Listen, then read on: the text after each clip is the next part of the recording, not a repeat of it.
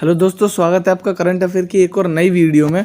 10 नवंबर 2022 के जितने भी करंट अफेयर्स के क्वेश्चन हैं उन सभी को आज हम कवर करने वाले हैं। सो वीडियो को पूरा ज़रूर से देखिएगा और आने वाले जितने भी कॉम्पिटिटिव एग्जाम हैं उन सभी में ये आपके मदद करने वाले हैं।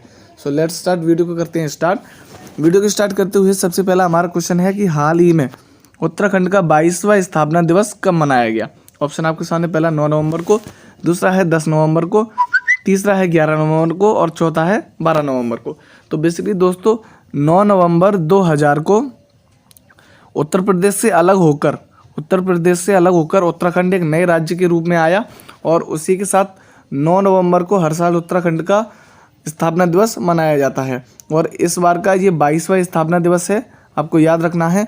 और जो उत्तराखंड की राजधानी है वो है देहरादून। उत्तराखंड की जो राजधानी है वो है देहरादून, आपको याद रखनी है। और हर साल जो उत्तराखंड का स्थापना दिवस है वो 9 नवंबर को मनाया जाता है। और हाल ही में उत्तराखंड में 2022 में जब चुनाव हुए थे तो जो उत्तराखंड के सीएम हैं, मुख्यमंत्री, वो हैं पुष्कर धामी जी, नियुक्त किए गए थे। तो याद रखना है आपको, जो उत्तराखंड के जो नए सीएम हैं वो हैं पुष्कर धामी, याद रखना है। अब हम चलते हैं हमारे अगले क्वेश्चन पर। अगला क्वेश्चन हमारा कहता है कि भारत का पहला निजी तौर पर विकसित रॉकेट कौन सा है या रॉकेट कौन सी है।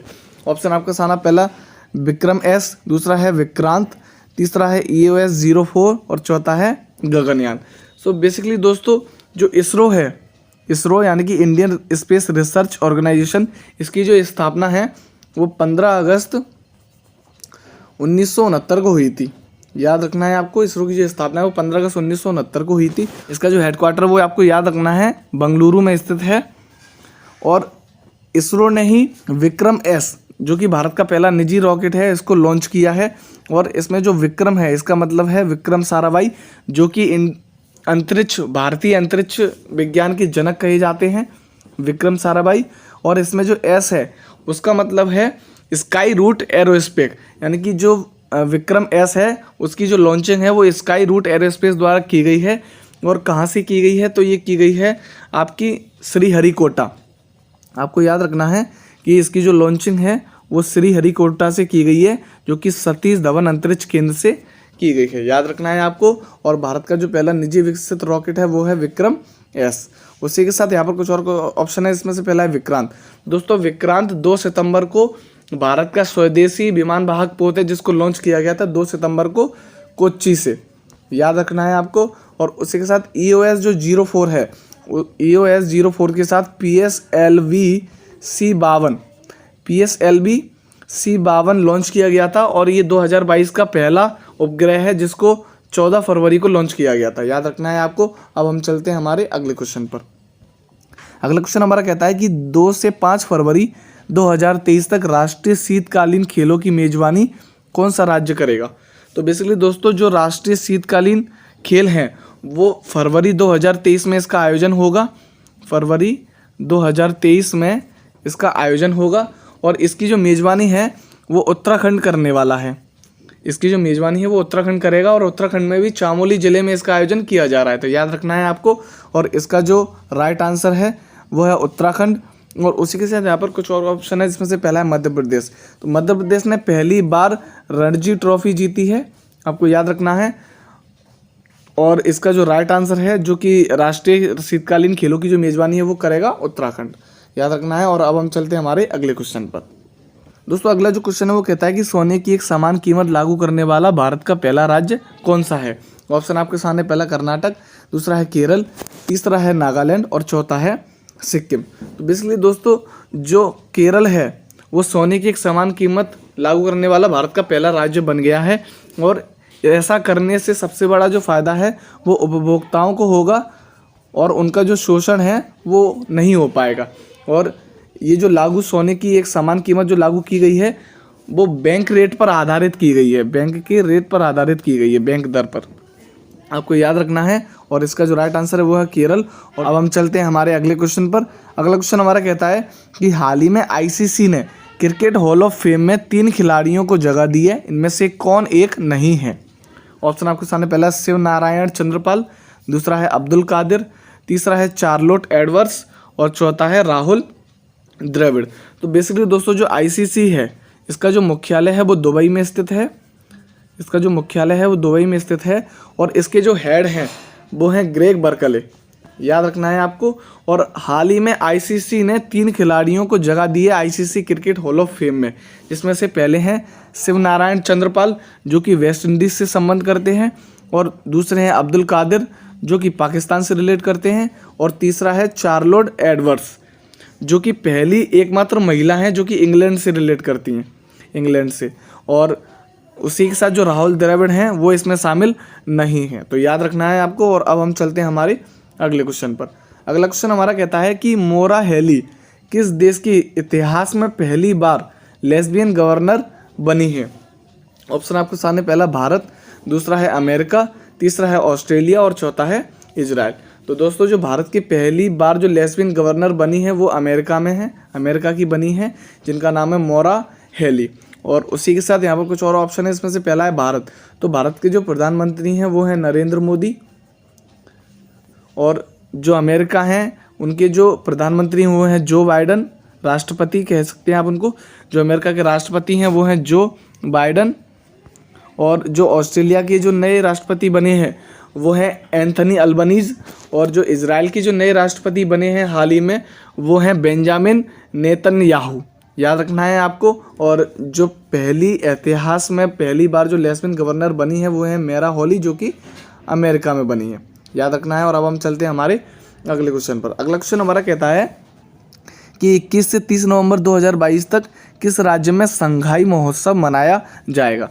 ऑप्शन है आपका, पहले लद्दाख, दूसरा है सिक्किम, तीसरा है मणिपुर और चौथा है ऑस्ट्रेलिया।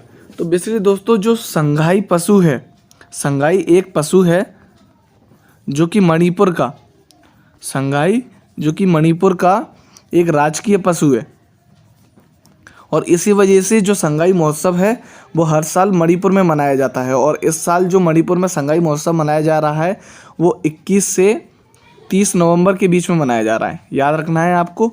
और उसी के साथ यहाँ पर कुछ और ऑप्शन है, जिसमें से पहला है लद्दाख। तो लद्दाख का जो राजकीय पशु है वो है हिम तेंदुआ, हिम तेंदुआ लद्दाख का राजकीय पशु है, और इंग्लिश में इसको कहते हैं स्नो लियोपर्ड। और उसी के साथ यहाँ पर ऑस्ट्रेलिया है, ऑस्ट्रेलिया का जो राजकीय पशु है वो है कंगारू, याद रखना है आपको। और जो मणिपुर में जो राजकीय पशु है वो है संघाई, और जो संघाई महोत्सव है वो मणिपुर में मनाया जाता है, याद रखना है। और अब हम चलते हैं हमारे अगले क्वेश्चन पर। अगला क्वेश्चन हमारा कहता है कि हाल ही में कौन बेली के एक्सपोर्ट मेडल से सम्मानित होने वाले पहले भारतीय वैज्ञानिक बने हैं?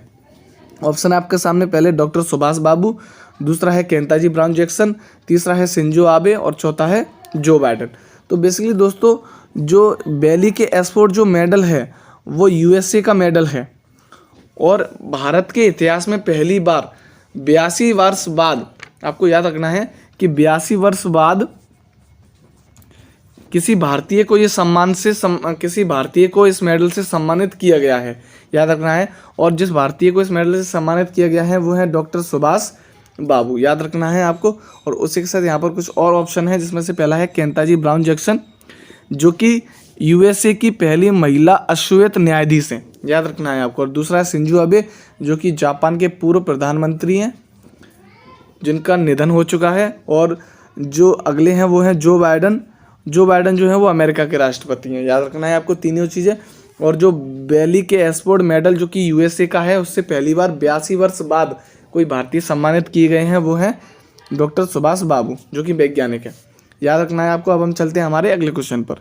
अगला क्वेश्चन हमारा कहता है कि हाल ही में mangrove alliance for climate MAC की शुरुआत की गई है, कौन सा देश अब तक इसमें शामिल नहीं है? ऑप्शन आपके सामने, पहला इंडिया, दूसरा है जापान, तीसरा है चीन और चौथा है श्रीलंका।